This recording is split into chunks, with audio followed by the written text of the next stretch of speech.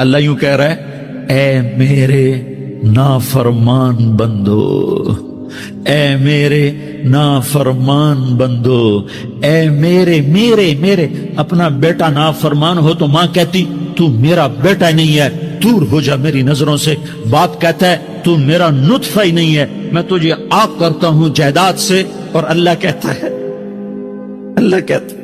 اے میرے بندے، اے میرے بندے، اے میرے بندے، میرے بندے تم میرے ہو، تم کیوں ڈر گئے ہو؟ کتنوں کو تمہارے گناہ ہیں؟ زمین بھر دی ہے، زمین بھر دی ہے، آسمان بھر دیا ہے، آسمان تک تیرے گناہ چلے گئے ہیں؟ اور نہیں نہیں نہیں، تھوڑے سے تو تیرے گناہ ہیں۔ لا تقنطوا من رحمت اللہ ان اللہ یغفر الذنوب جميعا، میری رحمت سے مایوس نہ ہو، تم توبہ کرو میں تمہارے سارے گناہ معاف کروں گا۔ تم توبہ کرنے والے بنو، میں تمہارے سارے معاف کروں گا۔ یا عبادی الذین اسرفوا علی انفسہم، اے میرے نافرمان بندو آ جاؤ، آ جاؤ، مجھے منا لو، مجھے راضی کر لو۔ من تقرب الی تلقیتہ من بعید، تم مجھے راضی کرنے آؤ، میں آگے بڑھ کے تمہارا استقبال کروں گا۔ کوئی ناراض، میں کسی سے ناراض ہو جاؤں، وہ مجھے منانے آئے تو میں اس کا استقبال کروں گا یا منہ موڑ کے بیٹھوں گا اور اسے سلواتیں سناؤں گا، جلی کٹی سناؤں گا؟ میرا رب کہتا ہے لیاری کا جو مجھے راضی کرنے آتا ہے میں آگے بڑھ کے اس کا استقبال کرتا ہوں۔ میں کہتا ہوں آ جا میرا بندہ، میں تو کب سے تیرے انتظار میں تھا کہ کب توبہ کرے گا اور میں معاف کروں گا، کب توبہ کرے گا اور میں معاف کروں گا۔ اللہ کو اپنا بناؤ، اس کے در پر جھکنے کے ساتھ ہمارے گناہوں کی حیثیت ہی کوئی نہیں ہے۔ بنی اسرائیل میں ایک آدمی نے 99 قتل کیے، اس کو خیال آیا میں توبہ کروں، ایک عبادت گزار کے پاس گیا اور اس سے پوچھنے لگا میں نے 99 قتل کیے ہیں، میری توبہ ہو سکتی ہے؟ اس نے کہا ہرگز نہیں، تو بڑا ظالم ہے، تیری کوئی توبہ نہیں۔ اس کو غصہ چڑھا، اس نے اسے بھی قتل کر دیا، 100 کر دیے۔ پھر اس کو خیال آیا میں توبہ کروں، تو وہ ایک عالم کے پاس گیا اور اس سے پوچھنے لگا میں نے 100 قتل کیے ہیں، کیا میری توبہ ہو سکتی ہے؟ کہ بیٹا کیوں نہیں ہو سکتی توبہ؟ آئے ہائے ہائے ہائے ہائے۔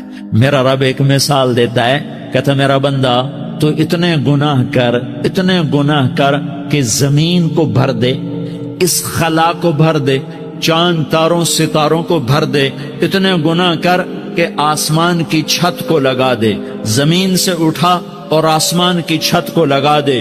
اتنے گناہ کرنے کے بعد صرف ایک دفعہ کہہ دے یا اللہ معافی دے دے تو میں سارے ہی معاف کروں، سارے معاف کروں گا، ولا ابالی، اور مجھے کوئی پرواہ نہیں ہوگی۔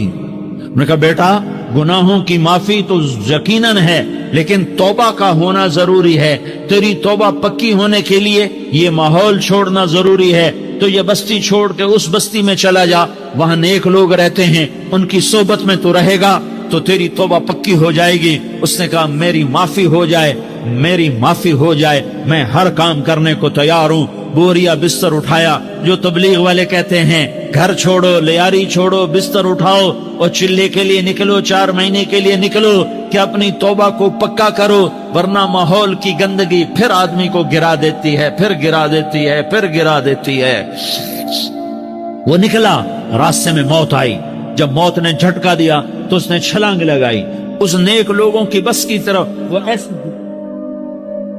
اس کے ہاتھ آگے، ہاتھ اس کے آگے اور پورا جسم ایسے آگے پھیلا ہوا۔ اللہ تعالیٰ نے لیاری والوں کو قصہ سنانا تھا تو دونوں فرشتے بھیج دیے، جنت کا بھی آ گیا، جہنم کا بھی آ گیا۔ جہنم والے کہنے لگے مجرم ہے، ہتھ کڑی لگاؤ۔ جنت والے کہنے لگے مہمان ہے، سہرے پہناؤ۔ جہنم والے کہنے لگے توبہ ادھوری ہے، ابھی توبہ پکی نہیں ہے، ابھی نیک لوگوں کے شہر کو پہنچا ہی نہیں ہے کہ موت آ گئی۔ اور جنت کے میں کہنے لگے نہیں نہیں نہیں، توبہ ارادے سے ہو جاتی ہے، ارادہ کر لیا توبہ ہو گئی، ہمارا مہمان ہے۔ اللہ نے تیسرا فرشتہ بھیجا، جاؤ فیصلہ کرو۔ کیا فیصلہ کرو؟ وہ یہاں مرا پڑا ہے، یہ اس کی بستی ہے، یہ نیک لوگوں کی بستی ہے، وہ یہاں مرا پڑا تھا۔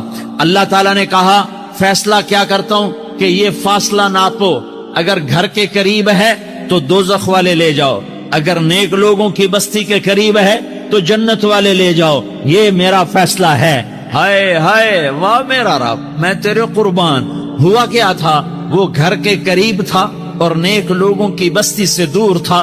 جب ناپنے لگے تو اللہ تعالیٰ نے ادھر والی زمین سے کہا جو نیک لوگوں کی بستی کی طرف سے تھی، اللہ تعالیٰ نے اس زمین سے کہا سکڑ جا، اور جو گھر والی زمین تھی اس کو کہا پھیل جا، ادھر کی زمین کو پھیلا دیا اور ادھر کی زمین کو سکیڑ دیا۔